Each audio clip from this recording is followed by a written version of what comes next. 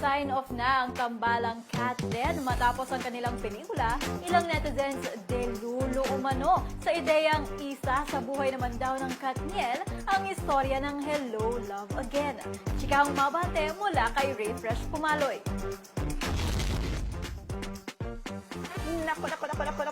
Nako.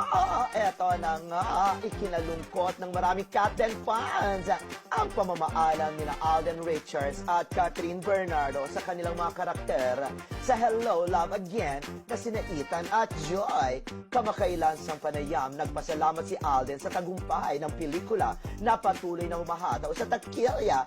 Kinilala naman ni Catherine ang naging efforts ng buong produksyon at ng mga sumuporta mula sa unang pelikula nila na Hello, Love, Goodbye. Pero, ilang intrigerang netizens ang nagtatanong kung kasabay ba ng pag-sign off ng Katden ang comeback naman ng Katniel. Hindi pa kasi makamove on ang ilang fans ni Catherine at ex itong si Daniel Padilla na nitong mga nakarang araw ay napabalitang dinalhan o mano ng aktor ng Bulaklak ang aktres sa kanyang dressing room.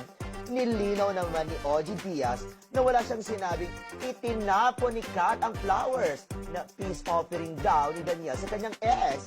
Ibig bang sabihin nito, mapapa-hello love again kaya sa totoong buhay ang Katniel sa 2025? Hay, nako!